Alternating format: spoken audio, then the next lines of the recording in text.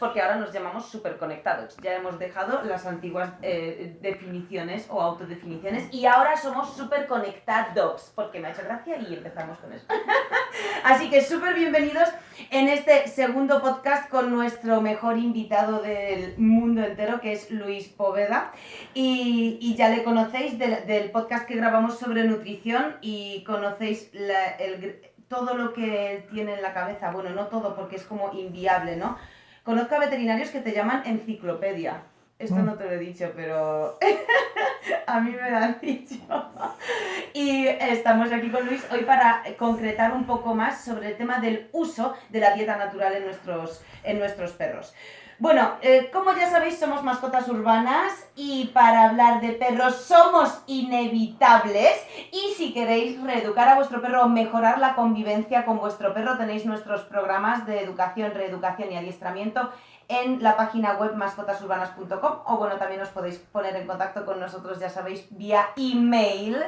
Y hoy vamos a hablar sobre este tema tan interesante. No os voy a volver a contar el currículum de Luis porque ya sabéis del primer podcast que fueron 3 folios impresos en letra microscópica, bien,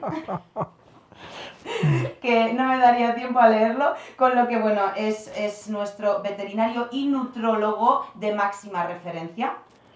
Y una de las personas que más sabe de nutrición, no solo del mundo del perro, que es el único que estamos tocando en este podcast, que ya sabéis que hablamos de perros, pero también lo es en el mundo de la ganadería, ¿no? Caballos, vacas, pollos, cerdos y bueno, y ovejas y absolutamente cualquier cosa que exista viva y respire. Así que hoy, bienvenido Luis, Muchas gracias. Un placer tenerte aquí de nuevo. Vamos a concretar un poco porque nos gusta mucho hablar de nutrición de forma genérica y sé que tienes demasiadas cosas en la cabeza como para poder, digamos, sintetizar y tampoco sabemos exactamente qué es lo que le interesa a la gente de forma concreta, porque nosotros que somos grandes ignorantes para ti, como gente vulgar, la plebe, ¿no? De esta que sabe muy poquito sobre todo, ¿no? Anatomía, fisiología, nutrición, etcétera. Para nosotros muchas veces es muy complicado comprender tu visión o comprender la nutrición desde una perspectiva genérica, que es lo que hablamos, ¿no? En el anterior programa. Y tengo preguntas preparadas para ti como muy para nosotros, ¿no? Muy en plan, sí o no, o bueno, por supuesto nos encanta que te explayes y que nos expliques todo con detalle, sin embargo, como para que entendamos todos, los que sí queremos empezar, empezar a aplicar una dieta natural con sus perros, aunque no recomendamos desde aquí, ni desde allí, ni desde aquí, recomendamos que una dieta natural la apliquéis por vuestra cuenta, así en plan alegremente, ¿no? Siempre es mejor consultar a un nutrólogo, contratar una asesoría, aunque sea una sola asesoría puntual en la que os guían en cantidades y en los elementos que deberíais utilizar para la nutrición natural. Bueno, vamos a intentar concretar, ¿bien? Así que, Luis, la primera pregunta. Dentro de la dieta natural, y esta pregunta es importante y a la vez polémica, que aquí sabéis que decimos verdades, por muy polémicas que sean, son verdades. ¿Con qué frecuencia en tomas debemos aplicar la comida natural o cualquier otra comida en nuestros perros?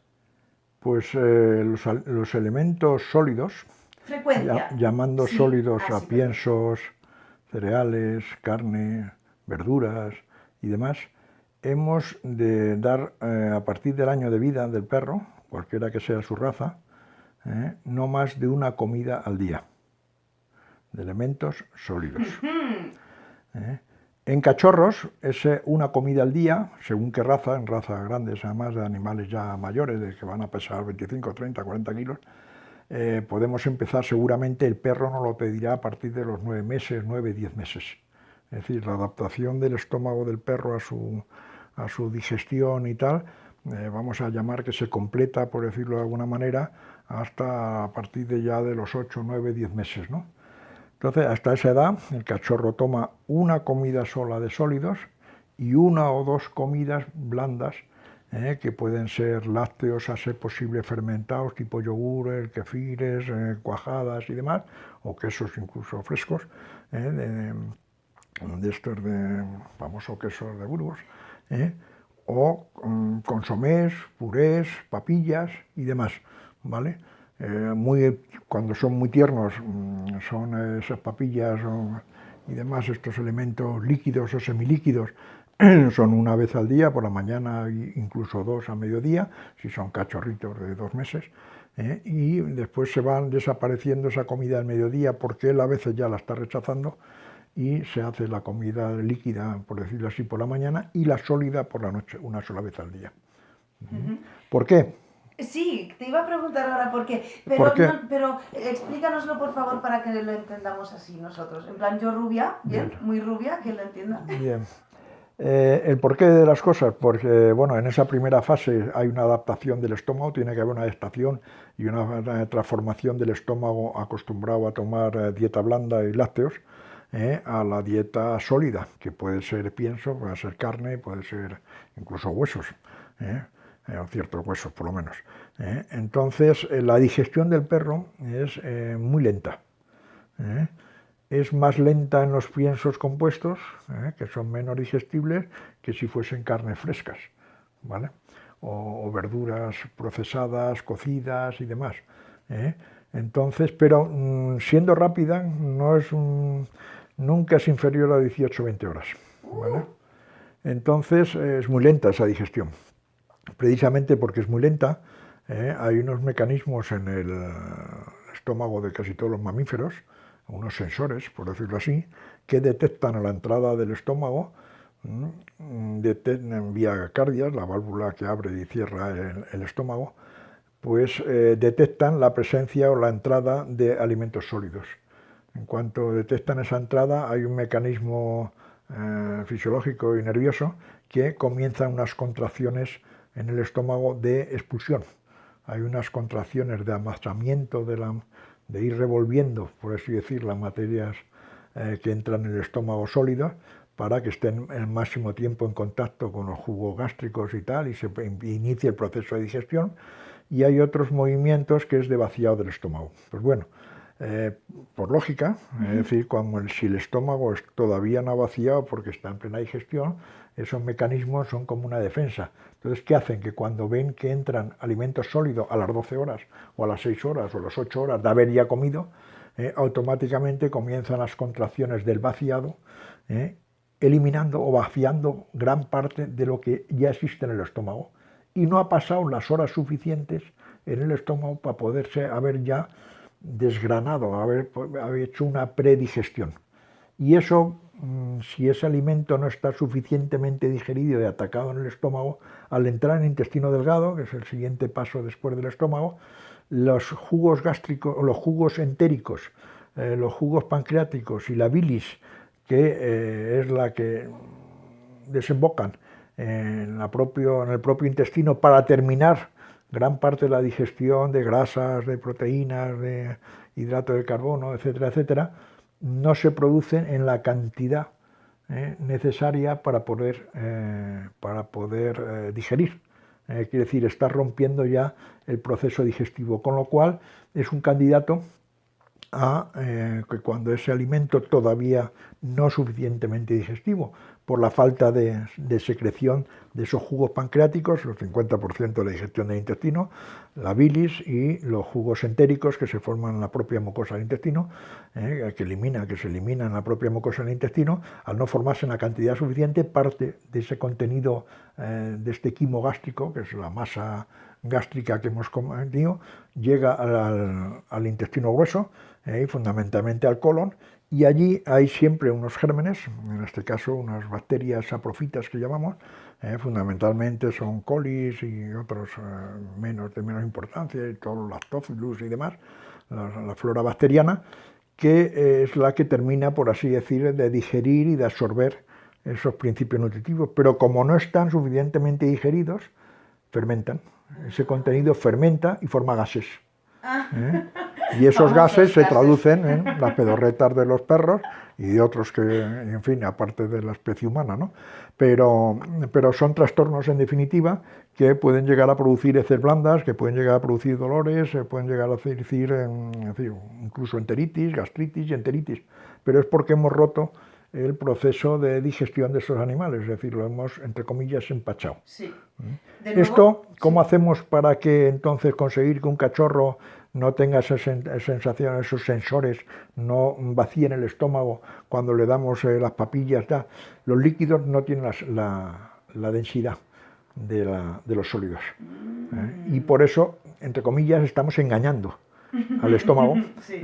haciendo que se metan unos líquidos, que se mezclan con el quimo, pero que esos líquidos vayan saliendo poco a poco del estómago sin necesidad de que hayan provocado unas convulsiones fuertes, unas ondas peristálticas fuertes de vaciado del estómago. Sí. Esto ocurre en esa especie, ocurre en caballos, cada especie tiene sus características en función de esto. En humana, pues lo lógico es comer 5 veces al día en vez de 2 o en vez de 3 y tal. ¿Por qué? Porque nuestro estómago tiene otras características, los alimentos que procesamos tienen otras características, una mayor digestibilidad y demás.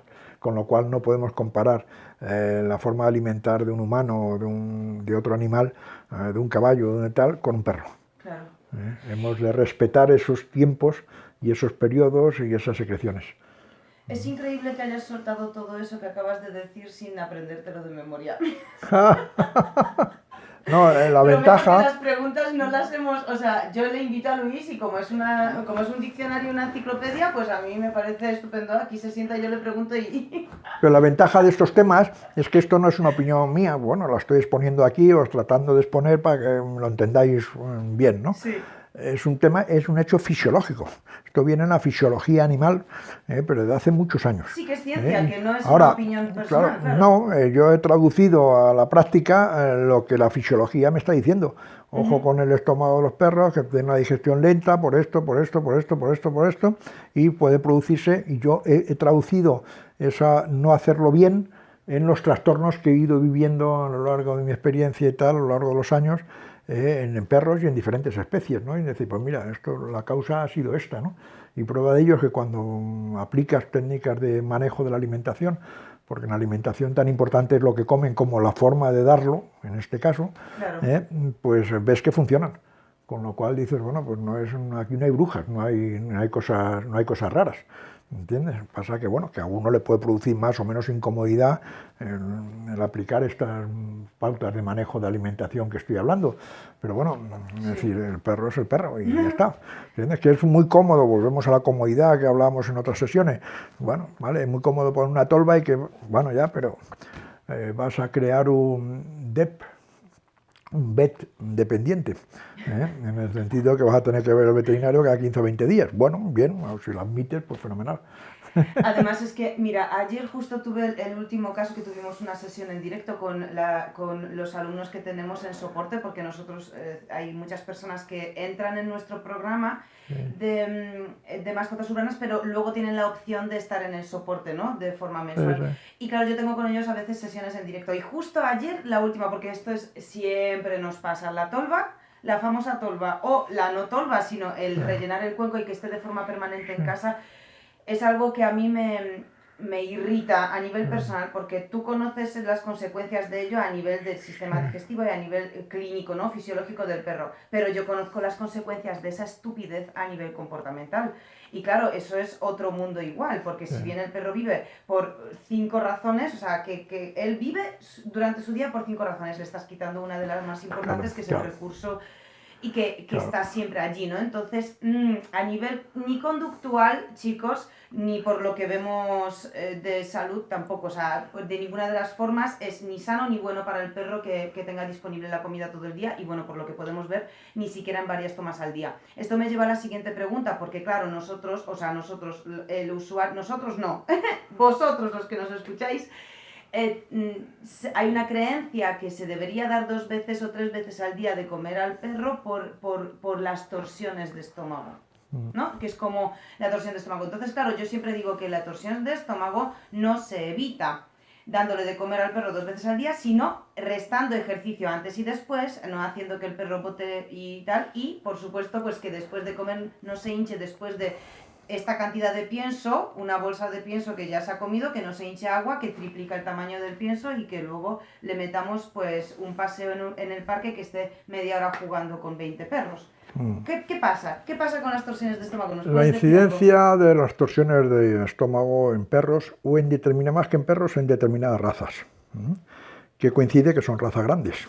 Sí. Son los grandes daneses, son los labradores, los golden, pastores alemanes, normalmente gordetes, bastante pasados de peso, supongo que muchas veces por las castraciones y tal, y otras veces por la famosa tolva, que me hablábamos antes del pienso, ¿no? Sí. Es decir, el estómago está sustentado por una serie de ligamentos a la cavidad abdominal, ¿vale? El peso, un exceso de peso, produce una mayor tensión de esos ligamentos. Bien, está ahí entendido.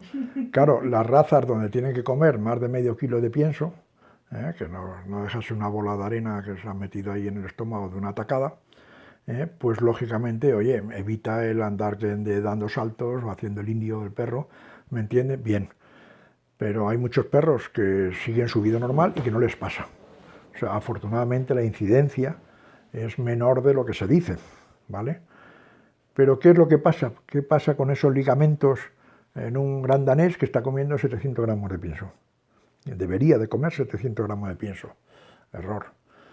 Es decir, hay que buscar la solución o coges un pienso muy concentrado a nivel de nutrientes, de proteína y tal, de 30% de proteína, para que con medio kilo el tío se esté bien nutrido y saciado, o si no vas a tener deficiencias.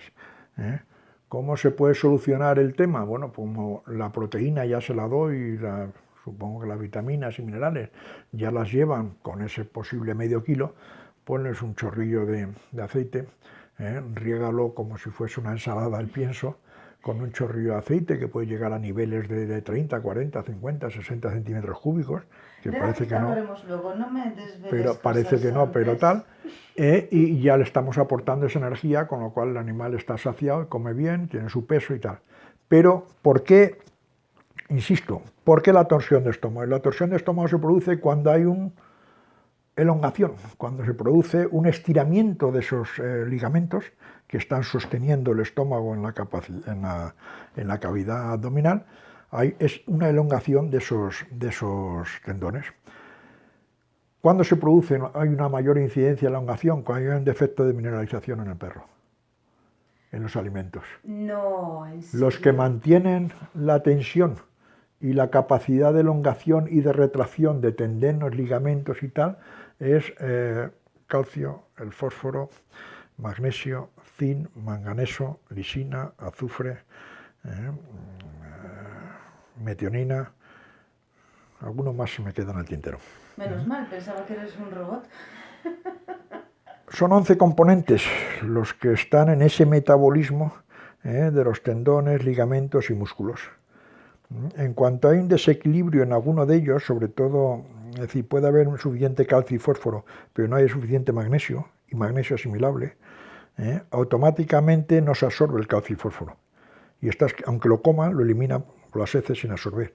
Con lo cual estás provocando un déficit de esos minerales.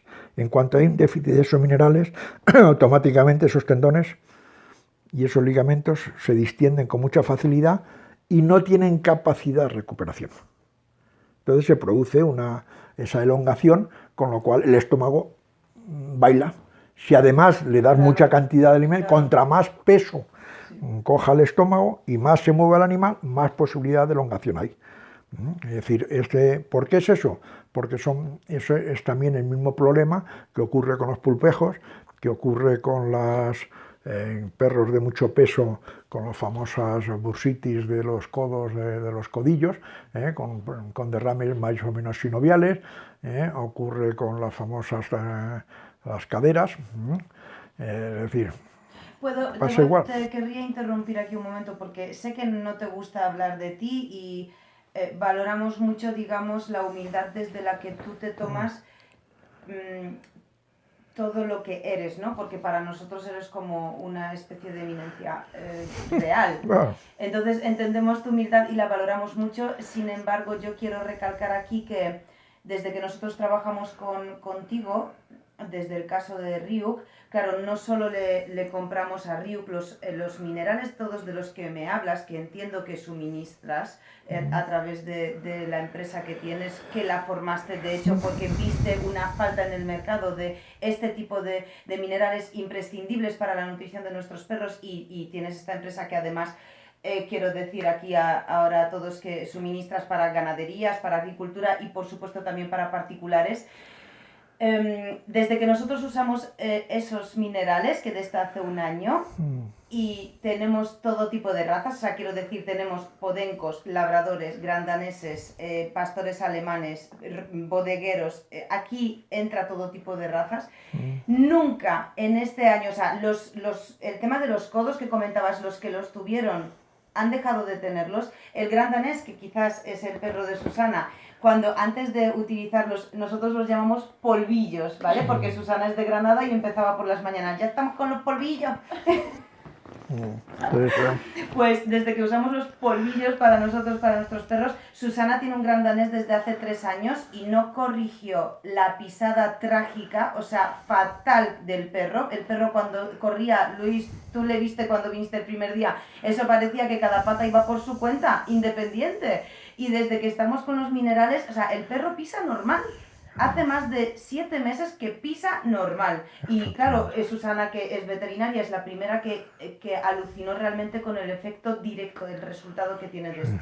Entonces, sí que entiendo que es... Ahora, antes no, Luis. Y es que es importante que todo el mundo lo sepa porque hasta yo que me dedico al mundo del perro desde hace más de 10 años, hasta hace un año que te conocí, no comprendí y no vi en el resultado la importancia de esos minerales. Estas torsiones de estómago que hablamos, de esa elongación de esos ligamentos, ocurre también con las perras después de parir. Es decir, las perras dicen, bueno, es que no recogen las ubres, ¿no? Y quedan como colgantes ya para siempre. Es decir, las ubres también se están sosteniendo por unos ligamentos en la cavidad abdominal. Entonces, si esos ligamentos se elongan y no tienen la capacidad de drenar, es decir, una perra parida 1, 2, 3 veces, debería tener sus tetillas como casi que me apuras como el primer día. Sí, ¿Me entiendes? Lo que pasa es que está fallando el aporte de esa mineralización. Y no solamente es un tema de calcio y fósforo, en donde el fósforo sobre todo es fundamental, está deficitario en casi todas las fórmulas. Hablando rápido, ¿no? Está deficitario en la naturaleza normalmente, salvo en sitios muy concretos como son la corteza de los árboles y la madera. De ahí que muchos perros se empeñan en morder y morrisquear mucho la madera, esto, lo otro, y es porque van buscando el fósforo. O sea, todo tiene su explicación. Sí, señor. Sí, y entonces hay una serie de ligamentos, todo el sistema de ligamentos está malnutrido. Y al estar malnutrido hay mayor incidencia pues de esas lesiones que se producen sobre todo en las espaldas, porque los ligamentos de debajo de la escápula, es decir, en un momento determinado, porque han saltado encima a otro o han saltado esto y tal, se produce una elongación y no son capaces de retraer ese ligamento, con lo cual las lesiones son muy dolorosas y duran mucho tiempo, nos necesitamos 2 o 3 meses para poner otra vez el perro en forma. Esto lo veo yo en perros de deporte, ¿no? En donde practican un deporte sobre todo intenso, ¿no? Pues desde el mushing de estos con un perro, con 2 perros, con trineo, en nieve, en tierra y demás, ¿no? Claro, es que además... Quiero decirte que cuando un perro tiene una torsión de estómago, lo primero que digo, está fallando nutrición. Después fallará el manejo, por supuesto, pero está fallando el aporte y el equilibrio de esa mineralización. Vale. Y prueba de ello es que cuando lo aplicas, esos minerales que faltan, que además son cantidades irrisorias, desaparece el problema. Claro. ¿Sí? Hablando de estas curiosidades que nos cuentas, que a mí me parecen fascinantes, ¿puedes hablarnos? Nos has hablado de los palos, de la ingesta de palos, ¿no? De madera o de corteza, que es muy interesante. ¿Sabes algo del tema de que los perros chupen las paredes? Que esto es como muy típico, ¿no? Todo el mundo... Sí, lo mismo. Las paredes de yeso, y sobre todo te chupan una cosa que que es muy curiosa, sobre todo cuando estás en casa, ¿no? En perros ya caseros. Y es que chupan la parte baja de los sofás, donde nos sentamos, y sobre todo donde se sientan las mujeres, porque habitualmente suelen llevar falda, y entonces dejan impregnado de sales. Y Fíjate. los perros van buscando la sal y van lamiendo el borde del esto. A veces... Por eso cuando venimos de entrenar, los tres nos lamen enteros las patas, ¿no? Pero porque están Las buscando piernas. las sales, las Claro. sales que tenemos que estamos eliminando a través de la piel, de los poros de la piel. Sí. ¿Me entiendes? Las paredes están buscando calcio y fósforo. Porque o bien porque nos aporta o nos están faltando los minerales capaces de absorber, que se absorba el calcio y el fósforo, como son el magnesio, zinc y manganeso, o los aminoácidos que intervienen en ese proceso de absorción, ¿vale? O sea, esto es todo un conglomerado de engranaje de diferentes nutrientes, en este caso minerales y demás y aminoácidos, y que son los que fallan, ¿no? Falla el azufre. ¿Por qué? ¿Por qué falla el azufre y el pelo es fosco y tal? Porque están faltando los aminoácidos esenciales, que llamamos técnicamente aminoácidos azufrados. Azufrados. Porque llevan una molécula de azufre. ¿Me entiendes? Con lo cual, Sí. todo tiene el porqué, o sea, un tema que hemos visto antes y, en fin, que no hemos dicho en un comentario, ¿no? Dice, bueno, ¿y tú cómo detectas que un perro puede tener déficit de vitaminas o de minerales? Digo, sí, cuando los perros comen con mucha ansiedad, y hay razas que dicen, bueno, es que este come las piedras, o sea, se pasaría el día comiendo, y a veces come tan rápido que vomita, y el vomitado inmediatamente lo vuelve a comer.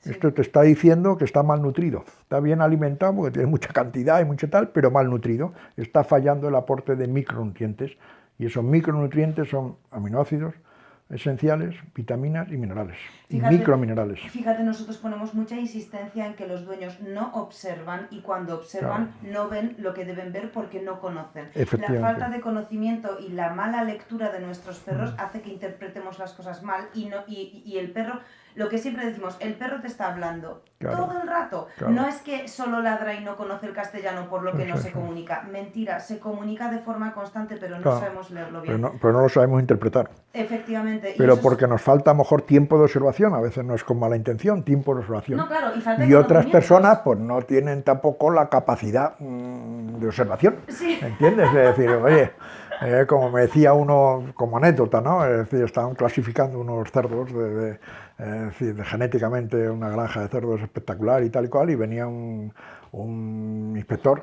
o un juez de una asociación de criadores y demás para juzgarlos, ¿no? Y clasificarlos y dar la puntuación y tal, ¿no? Y entonces me decía el dueño, yo veía que yo no entendiendo mucho de genética, que nunca he entendido mucho, pues digo, tío, no me está, yo creo que mejora que el cerdo más largo, la conformación de no sé qué, el cuarto y tal. Dice, aunque lleve 40 años viendo cerdos, no sabrá lo que es un buen cerdo en su vida. ¿Por qué? Porque no tenía la capacidad, lo dijo en fin, tal, porque no se puede decir estas cosas así tan a lo bestia, pero no tenía la capacidad de observación y ya está, punto. Y no valía para eso, ¿entiendes? Me gusta esa anécdota porque además en el programa tenemos una sección que llamamos canécdotas. Sí, sí. Esto sería cerdonécdota, ¿no? O algo así. Pero me sirve para la sección, te lo iba a preguntar antes, pero está cumplido. Pues sí, correcto, es así. Y además, aquí hablando del tema de una toma al día y de la necesidad de respetar, digamos, la naturaleza del perro, hay mucha gente, muchos clientes que me dicen, ya, pero es que luego no veas la ansiedad que tiene, ¿no? Porque como que asocian una cosa a otra, y aquí sí que me gustaría hacer una distinción entre lo que el perro nos muestra con su comportamiento porque le falta, pues en este caso hablando de nutrición a nivel nutritivo, pero luego me gustaría que eso no confundamos cierta forma de comunicarse del perro con nosotros, ¿no? A nivel de comportamientos aprendidos. Efectivamente. Decir, claro, si tú le das al perro una vez al día y el perro te reclama comida el resto del día, igual tenemos un problema de, para empezar, estupidez, para seguir, a lo mejor dependencia emocional, que bueno, no es mucho que va al caso, pero desde luego que es un reclamo de atención. Claro. O sea, que ya está, es decir, que no confundamos reclamos de atención de hazme caso. No, hay perros que yo cojo con problemas y tal para resolverlo y le digo una comida al día, y dice, bueno, pero es que por la mañana y tal, si lo tiene habituado y el perro tiene 6 o 7 años y toda la su vida le han dado por la mañana algo, digo, oye, pues darle algo por la mañana, Vale, chico, dale pues un darle yogur, el café claro. con leche, o que tomáis vosotros, porque hay perros que le encanta, ¿me entiendes? Es decir, yo he tenido perros que el café con leche era una cosa como un vicio, No me ¿me lo puedo entiendes? creer. Y era por comer, pues, fíjate, 4 o 5 cucharadas soperas de café con leche, que no va a ningún lado, ¿entiendes? El resto del culo de la taza se lo ponía en el plato, 2 lametones, pero ya era feliz, ya Claro. se había saciado. Con lo cual eso es un hábito que ha aprendido Eso el es, perro, correcto. no Pero es una hábito, necesidad nutritiva eso es del lo que perro. quiero que la gente distinga y también que la gente se dé cuenta que los hábitos cambian. Es decir, tú puedes tener un hábito muy arraigado, pero si las circunstancias de vida te obligan Claro. a que la nueva rutina prescinda de ese hábito, al final tardarás 2 días o un mes, pero Sí, sí. acabarás acostumbrándote. Sí, no, seguro. Es un tema que tocamos Seguro. mucho con el bozal, ¿no? La gente dice, Sí. no, es que el bozal, si se lo pongo, el perro se me intimida y se me queda así como tristón. Evidentemente, porque se lo pones poco y No está de acostumbrado. forma poco rutinaria, claro. No está acostumbrado, Sí. no.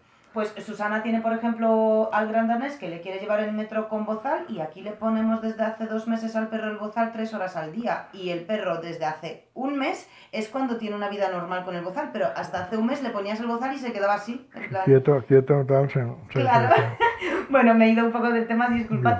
Vamos con la siguiente pregunta que te querría hacer y es que esta es la buena, ¿vale? Esta es la buena. Atención. Dispara. Bien, estamos. ¿Cuáles entonces son los componentes principales y básicos que debemos aportar a nuestro perro en esa dieta natural? Carne o Sí. pescado. Carne o pescado, eso es lo básico. Y un complemento de cereales o verduras, dependiendo del estado de peso del animal, porque las verduras, de alguna manera, también tienen hidrato de carbono, lo que pasa que no están tan concentrados, ¿no? Entonces serían carne Carnes. fundamentalmente, que sería el 50% como mínimo de la dieta, y el resto serían cereales o verduras. Cereales y verduras. Y después las vitaminas y los minerales, punto. O sea, que disponemos como de 4, ¿no? Sí. Serían 4 ingredientes. Perdón, me queda 5. Es los aceites. Vale, perfecto. O sea, tenemos carnes, cereales, verduras, aceites y minerales y sales. Exacto. Perfecto, 5. Vale, pues vamos ahora con las siguientes preguntas. Hablando, te voy a decir como ingredientes que de forma como conocida o común es como, no le des esto, no se puede, ¿no?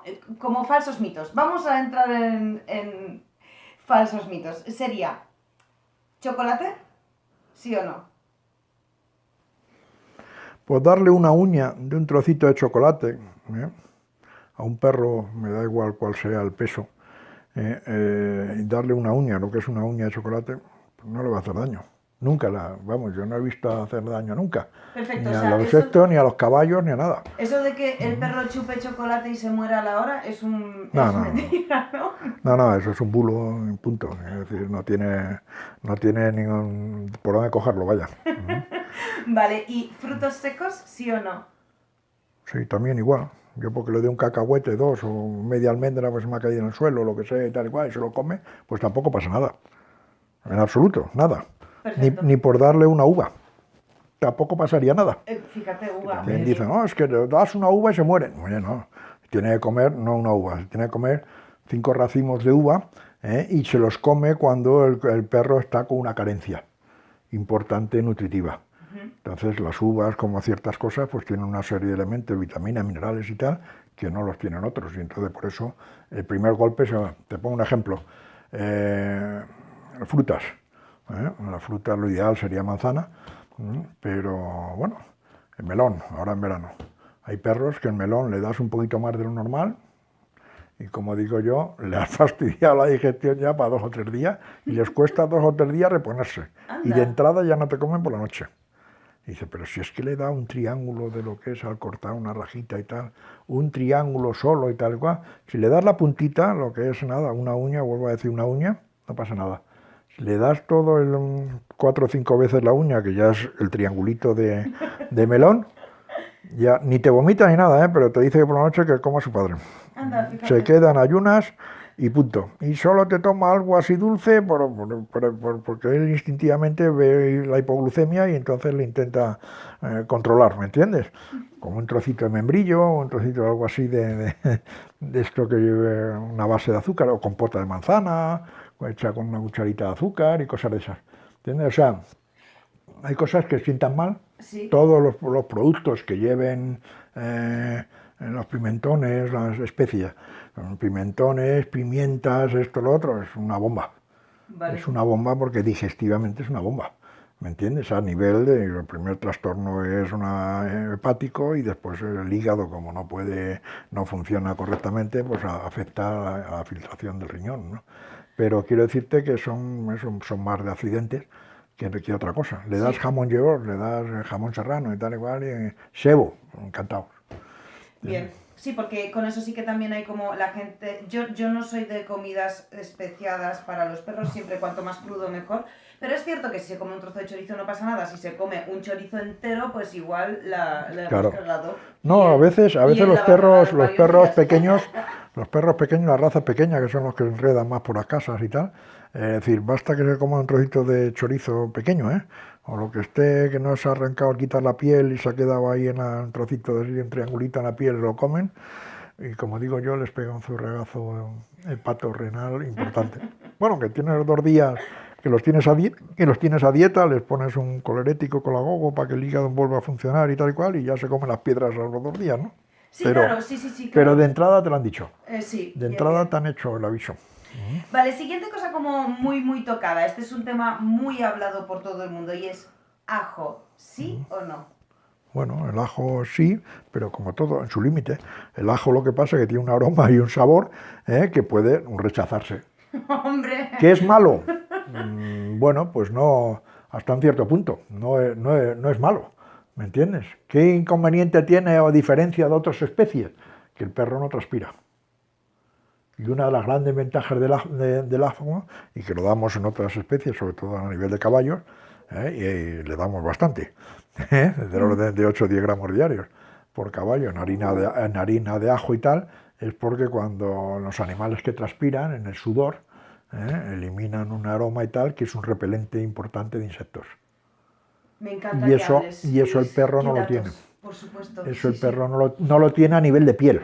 Ujú. Al revés, el perro acoge todo los malos olores que pueda ir rondando por planta, por esto y tal, cuando se roza, donde ha hecho pisos de un día el otro y tal, con lo cual adquieren rápidamente un olor desagradable.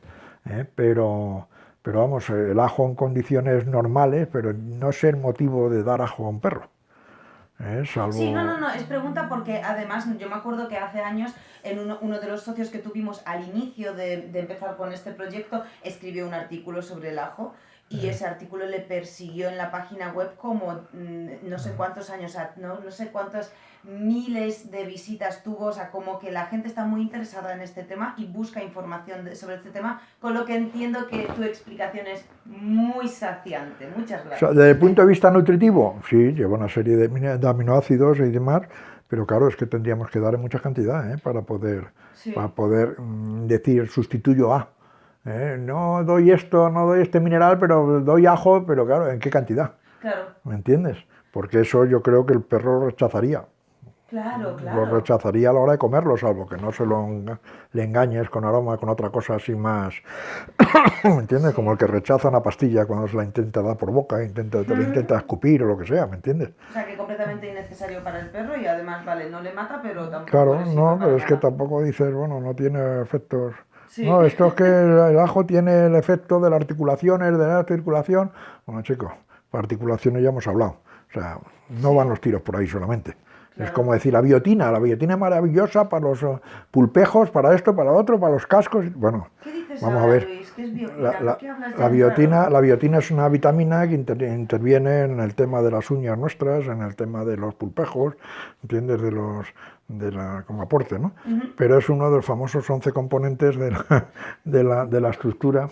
Esto, claro, si tú pones uno, biotina, y no pones y encima cara, y no pones los otros 10, pues no te sirve de nada. Claro. Y te queda el frasquito ahí o los polvos ahí en la estantería, ¿me entiendes? Y ya vendrán tipos mejores, ¿me entiendes? Y dice, no, es que esto estuvo cojo y le di un poco de biotina, pero tampoco hizo mucho efecto. Bueno, pero te has gastado 20 o 30 euros, ¿me entiendes? Para nada. Claro. ¿Entiendes? ¿Y huesos? Sí. ¿Huesos sí o no? Y en caso de que sí, ¿crudos o cocidos? Vamos a ver, el hueso sí, siempre y cuando con una salvedad. Los huesos largos de las aves. Los huesos largos de las aves son, bueno, lo que sufría para nosotros el fémur y tibia y peroné, de los cuartos traseros, de los muslos y contramuslos, y de las alas. ¿Vale? Esos no. Esos no. No, Vale. ¿por qué? Y en el conejo, similar. Los huesos largos no. ¿Por qué? Porque esos huesos cuando los muerdan se astillan y se forman como auténticas agujas. El resto de huesos de costillas de cerdo, de cordero, de vacuno, que sean grandes y tal, es decir, esos son duros, ¿entiendes? Pero eso nunca se astillan, con lo cual pueden comerlo y punto. Es un buenísimo aporte de, si no están cocidos o fritos o asados, es un buenísimo aporte de minerales, vitaminas y aminoácidos, por el tema de la médula ósea. Sí. ¿Vale? Entonces, cuando me has dicho tú cocidos o asados, bueno, ya te pongo la salvedad. Crudos, pasa que es crudos, por higiene y por lo que sea, es desagradable porque en 2 o 3 días pues te olería y tal. ¿Qué suelo hacer yo con los huesos? Si son de los que se comen al día, pues aparte de romperlos o triturarlos un poco en casos más pequeños, o sabiendo que el perro no es capaz de comerse en un día, pues le doy la mitad, lo que era capaz de comer al día, pero no dejarlo por ahí sin cocer, en crudos, porque se te va a contaminar este tipo de huesos, y lo cueces y entonces le sirve incluso para limpiar la dentadura. O sea que en fin. cocidos sí, yo tenía entendido que cocidos no. No, cocidos lo que te sirve es para limpiar sobre todo la dentadura, el Vale. sarro y demás. Claro, Limpiarle la porque boca. lo que comentas de que huelen mal, bueno, a ver, es que nuestra casa tampoco es un indicador, ¿no? Porque aquí Claro. hay 20 perros, entonces Claro. sueltas, o sea, nunca hay más de 2 días un hueso. Pero este es el tipo de hueso para los que estéis viendo el vídeo y no solo escuchando el podcast. Esto es lo que queda hoy de un hueso ayer que le di a uno de los perros. Ayer tocó hueso para todos. Y la verdad que todos se los comen perfectamente y Sí, se sin los problema, acaban sin sin problema, problema. excepto el típico hueso de jamón para cocer las bueno. lentejas, que ese como que tiene un agujero por dentro. Me encanta, Luis. Yo les doy uno de esos que además a mi carnicero de confianza le pido, dame el hueso de brontosaurio.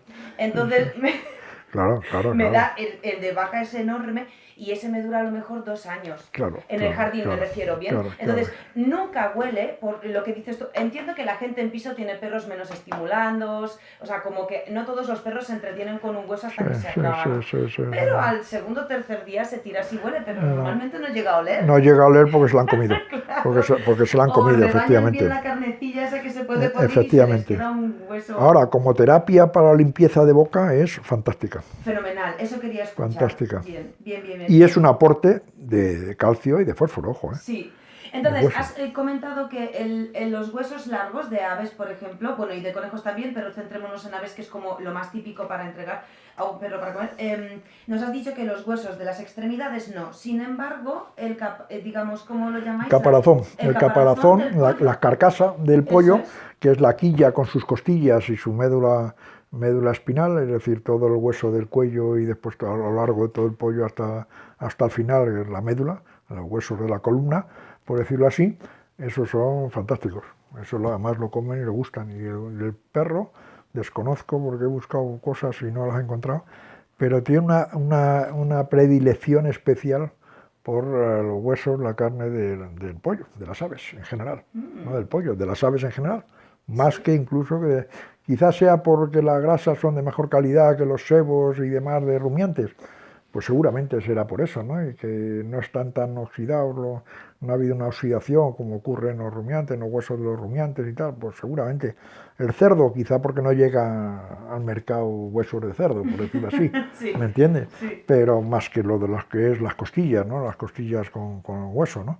Y parte de esa médula y esas se las comen en un flisplash, ¿entiendes? Lo que tardarían 2 días en comerse, como dices tú, un hueso de un vacuno, de una ternera, de una vaca y tal, el del cerdo se lo comen en media hora, Sí. ¿entiendes? Porque Confirmado. es mucho más blando, ¿me claro. entiendes? Sí, pero porque- bueno, es bueno también, Sí. crudos o cocidos. Cocidos depende, si te va a durar mucho tiempo, pero digo, pues mételo 5 minutos en temperatura, que ahí te has cargado todo posible malo y que vayan jugando con él 2 o 3 días o 4 hasta comérselo. Bien, entonces pasamos a los cereales, que ya tenemos claro que sí, porque tanto en el anterior programa como en este nos has recalcado la importancia de ese aporte nutritivo para los perros. Entonces, los cereales entendemos que sí. Sin embargo, ¿cuáles? Porque ¿qué posibilidades hay? Aparte del pan duro, es decir, cereales... Lo fundamental es arroz y maíz. Maíz. El arroz y el maíz. Pero el maíz tiene que estar en forma de copos. Ah, claro. En forma de copos, ¿por qué? Porque los copos requieren un proceso, primero, de humidificación del maíz, del grano de maíz, como lo ves tú que sale del campo, y se ha pasado por un secadero y tiene una humedad de un 10 a un 12%.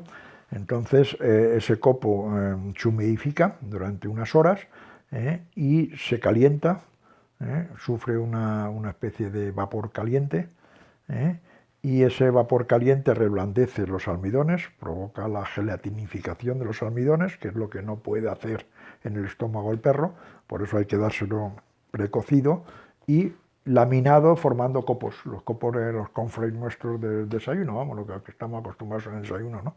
Pero no cereales, sino los copos, ¿no? Sí, Porque sí. en el desayuno ahora tú ya sabes que tu generación desayunaba copos, pero esta generación desayuna galletas que se llaman cereales. Sí, bueno, que es una mezcla de cereales, de muchas cosas.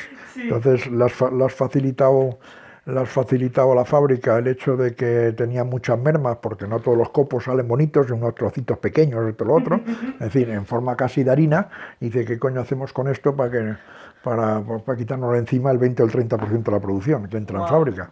¿Entiendes? Pues, sencillo. ¿Qué hicieron los animales? Hacer una especie de piensos granulados, más o menos, en forma de galleta, de rosquilla, de tubo, de no sé qué, de un color, de otro y tal. Nosotros galletas, y hacemos las galletas de cereales y punto. ¿Me entiendes? Pues buena idea, está muy rico. Y están buenos.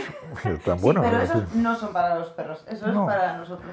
Pero como cereales es los copos de trigo, el arroz cocido, lógicamente. O sea, copos de trigo, arroz...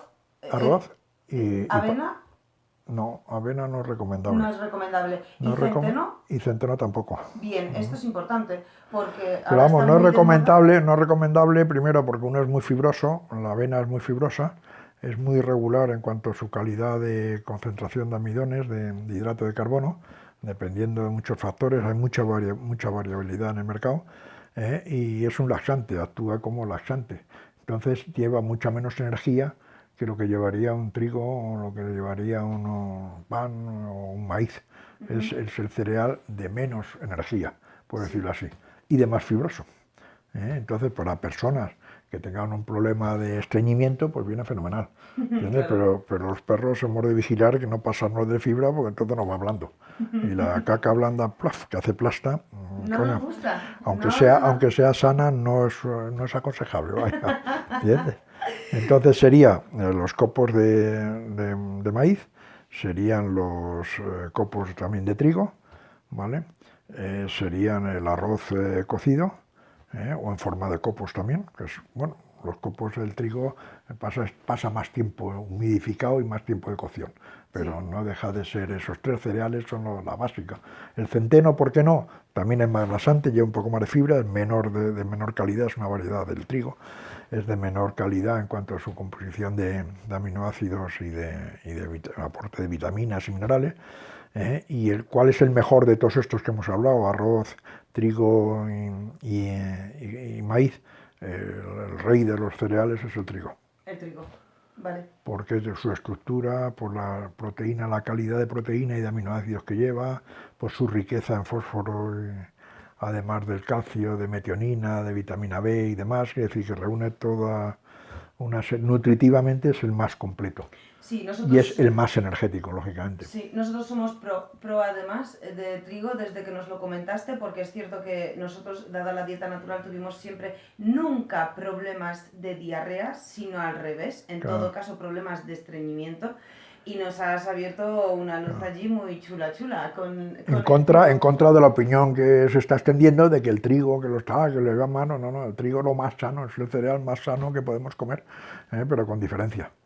Bien. con mucha Es que diferencia. se habla demasiado, Luis. Estamos en estamos en una época en la que hay un exceso de información. Todo el mundo quiere destacar y la información que se ofrece o bien es incompleta, por lo que no No, se no interpreta tiene una bien, base científica, o es tiene divulgativa. demostrable, quiere decir que dice, Correcto, oye, no, correcto. es que a mí me sienta mal, oiga, si usted es sensible al gluten y tal, pues bueno, pero coño, pero el gluten ya empiezan a aparecer artículos que, ojo, que la falta de gluten, que no coméis sin gluten, pues tiene sus consecuencias también en el metabolismo celular y Lo tal. que Quiero dices decir, siempre del engranaje, que al final es claro, claro. Y ahora viene mi ingrediente favorito, el ingrediente estrella, el aceite de girasol. Bien. Háblanos, ¿por qué sí a los aceites? O sea, bueno, te iba a preguntar aceite de girasol sí o no, pero claro, ya Sí. spoiloreado Vamos a tu ver, voy a respuesta. intentar ser breve en esto. Breve, por favor, y también dime brevemente por qué girasol sí y, por ejemplo, aceite de oliva, coco, sésamo, pipa de uva, etcétera, porque esos no. No digo no, Ah, vale, digo bien, que es mejor el aceite de girasol que los otros. eso es. ¿Pero por qué? Pero también es muy bueno el de oliva, ¿eh? Quiero decir que, y el aceite que puede venir la soja, e incluso el maíz, y en fin, todos estos aceites. Bien, los aceites y las grasas en general tienen un origen vegetal y origen animal, ¿vale? El aceite y se desclasifican en dos grandes grupos, los aceites insaturados y monosaturados, que entre comillas son, llamamos los buenos, y los no saturados. Los aceites, perdón, no saturados, los aceites saturados, que son el aceite de palma, esteárico y tal, del que son ricos, pues el aceite de palma, los sebos de los animales y tal. Entonces, digo, vamos a ver, desde el punto de vista de proveerme de un aceite bueno, hay grasas cuya composición son más ricas en determinados ácidos grasos. Los aceites están compuestos por ácidos grasos y hay unos ácidos grasos que son los FETEN y de donde el organismo por su proceso informático forman y desglosan, van cortando sus cadenas y los transforman en los ácidos famosos omegas, en los diferentes omegas, y hay otros ácidos que no transforman más que nada, son puramente fuentes de energía, de más difícil digestión y con mucha capacidad de oxidación, ¿vale? Que son los saturados, que son el palmiste, esteárico y todos estos. Entonces, a nivel celular, lo que necesita las células, fundamentalmente las células de cualquier organismo vivo, y las enzimas de cualquier organismo vivo para procurar los procesos enzimáticos y demás, es el ácido linoleico. De los ácidos linoleico. De los ácidos grasos buenos, insaturados, está el oleico, el linoleico, linonénico, cariónico, y bueno, algún otro pequeño en muy poquitas cantidades. Pero los tres gordos son el oleico, linoleico y linolénico, ¿vale? Bueno, pues el que necesita más el organismo es el aceite linoleico. Y en el aceite linolénico, todos los aceites, por así decirlo, llevan un poco de todos. Sí. Pero el que prima más, el que es más rico en el aceite de oliva es el oleico. También lleva linoleico y linolénico, pero el más rico es el oleico. En el aceite de girasol, el más rico es el linoleico, pero también lleva algo de oleico, poco, y mucho linolénico. ¿Me entiendes? Me encanta. Entonces, son esos tres ácidos grasos fundamentales lo que hay que jugar. El aceite de soja también lleva linoleico. Lo que pasa que es mucho más fácil, a nivel por lo menos península ibérica, de consumir aceite de girasol, ¿me entiendes? Que es el rico en linoleico, que no aceite de soja, que exige un mayor procesamiento, de depuración, de desaborización y tal y cual, porque el aceite de soja es penetrante, el olor y tal, hace mucha más tecnología, por decirlo así. Y entonces, bueno, cuando digo, das aceite, pero claro, si yo voy a un cortijo en Andalucía, donde tiene un montón de olivares, y con encima una mazara particular donde se hace su aceite para casa y tal y cual, pues coño, Digo, si le digo que doy girasol me matan. ¿Entiendes? Si lo tienen en casa el oleico y tal, pues tira de aceite de oliva y ¿qué le vamos a hacer? El perro lo leerá al principio y lo que va a comer igual, al final se acostumbra igual, como los caballos, como en fin, como todos estos animales que estamos dando, ¿no? Una cosa es el aceite que necesitamos, o sea, esos ácidos grasos que necesitamos para el metabolismo celular, que son pocos y en pequeñas cantidades, muy pequeñas cantidades, y otra cosa es esos aceites que los utilizamos como fuente de energía, ¿vale? Que también lo son. Entonces dice, ¿cuáles son los que se absorban o se digieren más fácilmente? Todos los que son insaturados. Claro. Los que no llevan, no los saturados, sino los insaturados. Esos se digieren mejor y a nivel energía, pues unos pueden tener 8.400, 8.500 calorías por litro y otros, y el saturado puede tener 8.000. Quiero decirte, también está bien, y hay que, pero claro, diferencia. Para un fabricante el saturado vale 80 y el otro vale 150. Claro, Con lo cual, bueno para nosotros los usuarios de perros es que el aceite de girasol encima nos sale mucho más barato que el de oliva y ¿entiendes? es Bueno, una claro, cucharita, así, como has dicho entonces es más antes. fácil, lo tienes siempre a mano y lo encuentras en cualquier Sí. lado, en cualquier bar, en cualquier batería, si está olvidado, y te haces con una botellita de aceite de girasol. O sea, que recomiendas a... Por cierto, quiero hacer una parada aquí. Voy a extraer de toda la entrevista, que lo sepas, el trozo de vídeo que acabas de hacer con los linoleicos, que para mí es el mayor trabalenguas en español que explicaste hoy. Ni existe tigre, ni nada de eso. Entonces te he hablado de los aceites vegetales. Las grasas animales les pasa igual. Las grasas animales están formadas por cadenas de ácidos grasos de ese tipo. Entonces, unos ácidos grasos son insaturados y otros son más saturados. Los sebos, hablando de todos los rumiantes y tal, son mucho más ricos en ácidos grasos saturados, esteárico, palmítico y demás, que en ácidos insaturados, que en ácidos buenos. Por eso la digestión de las grasas de rumiantes y demás y tal, el de cordero y tal y cual es mucho más lenta, nosotros lo notamos como más boa, Claro. más pesada, que cuando tomas pollo, que tomas cerdo o tomas una historia de esas. Claro. Es decir, ¿recomiendas que la gente, por ejemplo, al pienso, en caso de que utilicen, porque evidentemente para el consumo de una dieta natural sí recomendamos el aceite de girasol, pero lo recomiendas también para aquellos que utilicen pienso? A veces también porque, ¿qué pasa? El perro está delgado. Pues si está delgado, dependiendo del queso, perdón, el queso, del peso, Estamos en la hora del aperitivo. ponle Ahora un ponemos centímetro cúbico por kilo de aceite de girasol. Sube o baja el aceite en función del peso, Perfecto. en vez de subir el pienso, la cantidad de pienso, que es lo que va a hacer demasiado gordo. Que el perro está un poco estreñido, échale un chorrillo de 10 o 15 centímetros cúbicos de aceite de girasol, y si no tiene girasol de oliva, lo riegas encima del pienso y verás que va más laxado, que las heces serán más laxadas y que el perro no sufrirá tanto haciendo caca, vamos. Eso es un poco... Entonces la grasa se basa en eso. El cerdo ibérico, ¿cuál es el secreto de tal? Porque tiene una grasa muy rica en oleico, que es el único animal que consigue... ¿Por qué? Porque los hidratos de carbono que come con las bellotas fabrican mira, el ácido oleico. el cerdo ibérico. ¿Vale? Qué gran invento, sí, Entonces, señor. ¿qué hemos hecho? Hemos buscado genéticamente unos girasoles que den mayor cantidad de oleico que de linoleico. No Y puede ser. entonces son girasoles como los otros, que le llamamos girasoles de alto oleico. Ajá. Y es porque genéticamente fabrica un aceite de girasol, pero con valores mucho más altos de ácido oleico para poder alimentar a los cerdos, porque no hay bellotas en este país para alimentar a todos los cerdos ibéricos que teóricamente se están vendiendo como ibéricos. ¿Me entiendes? Sí, sí.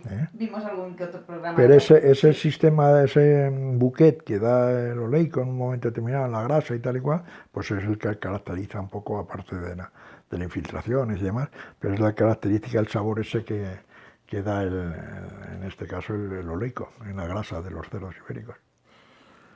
Muchas ¿Entendido? gracias, Luis, por esos datos, porque además son datos que yo creo que nos va a facilitar a todos nuestros oyentes en casa a mejorar en algún aspecto la nutrición de sus perros y de esta forma evitar. Es decir, mi resumen con estas dos entrevistas que te hemos hecho y con la esperanza de poder hacer una tercera en un futuro próximo, marca la diferencia en la salud adulta de un perro el tema de la alimentación, igual que nosotros los humanos, con lo que recomendamos, ¿no? Sí. Que se cuida al perro y se pueda prevenir, digamos, los futuros problemas de salud y así prolongar su vida, no solo en tiempo, sino en calidad. En calidad de vida.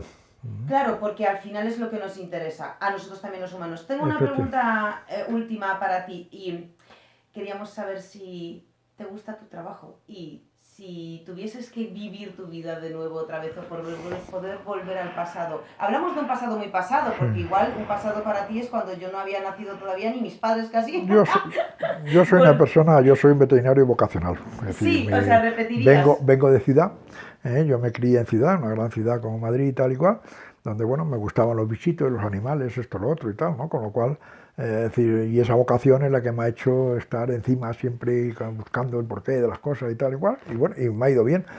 Quizá a lo mejor, si yo ahora plantease y tal la formación como veterinario y tal, pues decía, bueno, yo es que he tenido muchas oportunidades, he sufrido mucho por tenerlas, pero he tenido muchas oportunidades y he estado en los sitios clave para poderme haber aprovechado y haber aprendido lo que he aprendido, ¿no? Y con personas que he podido tener acceso a ellas, con situaciones de trabajo que me ha permitido ver un cambio muy amplio, ¿entiendes? Y bueno, y por mi activación profesional he sido una persona que ya de estando en mis inicios allí en Lérida, en Cataluña, pues ya viajaba para el sur de España, y viajaba para Murcia y para el Levante y tal, quiero decir, porque oían hablar del NOI Castellá y entonces pues me llamaban para resolver problemas, ¿no? Entonces eso me ha permitido tener una visión de conjunto tanto ganadero como de mis amigos, mis perros y mis caballos, pues a lo mejor más amplia que no ha podido tener otro colega, ¿no? Que no tiene otra oportunidad ese colega, ¿no? Pero es bueno, nuestra profesión es una profesión que tienes que tener la cosa de aprender y sí, todos los días aprendes algo.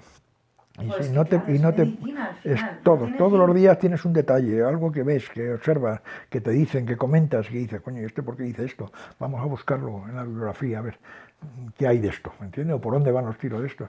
Y yo con los comentarios que me han hecho los pastores, los cabreros, los vaqueros, los porqueteros y tal, bueno, decía, ¿y por qué lo hice? Y tiene que tener su explicación. Sí. Y el por qué tiene que tener su explicación. Y efectivamente, al final la encontrabas. Dice, pues mira, esto, por esto, por esto, por eso. Claro, dices, cosas que has aprendido en el campo, mirando, sentado en una piedra, rodeado de 4 cabras que andan por ahí, tal. Y resulta que el tío cabrón está haciendo una cosa y tiene razón.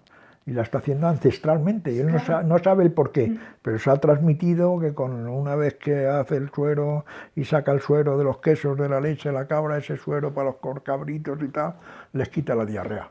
Y a mí eso me tenía obsesionado. Me costó 6 meses averiguar el por qué y al final efectivamente tiene razón. Ahora en vez de con suero de cabra lo hago con vinagre, pero también lo soluciono. Bien. O sea que repetirías tu vida. Sí, totalmente. Pues queríamos decirte solo un pequeño detalle para despedirnos. Hemos estado reunidos el equipo entero ayer por la noche y hemos decidido que personas como tú deberían tener muchos hijos para repoblar esta sociedad de gente con cabeza de verdad. ¿Tienes hijos, Luis? Por favor, dímelo. ¿Tienes hijos? Tengo 4 hijos. Bien, eso queríamos saber. Y tengo 14 nietos. Hoy día eso parece como un poco insultante, ¿no? Pero bueno, es así, la bien, vida. Tu genética ya está con nosotros y realmente, bueno, bien y muy bien. Y si no he tenido más es porque no han venido, que no porque no hubiésemos tenido más.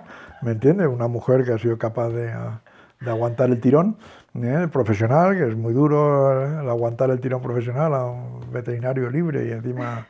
decir, autónomos y tal, y buscándote, pues bueno, pues decir, hay que tener un aguante, son de una especie especial, ¿no?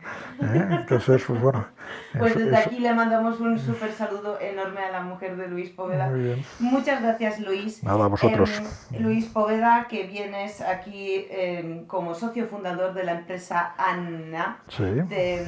de suministros de, bueno, minerales. No sé cómo definir ni siquiera lo que hacéis, pero bueno, ahí dejamos el contacto de Luis para todos los que os hayáis enamorado de la nutrición a partir de estos programas. Un súper placer, muchas gracias Luis. Gracias a vosotros. Esperamos vernos pronto y aquí acabamos nuestro podcast de hoy. Muchas gracias oyentes por aguantarnos tanto tiempo y espero que lo tengáis que escuchar 100 veces para quedaros con todos los datos de este señor que tenemos aquí, la enciclopedia con patas. Muy bien. Nos vemos en el próximo podcast.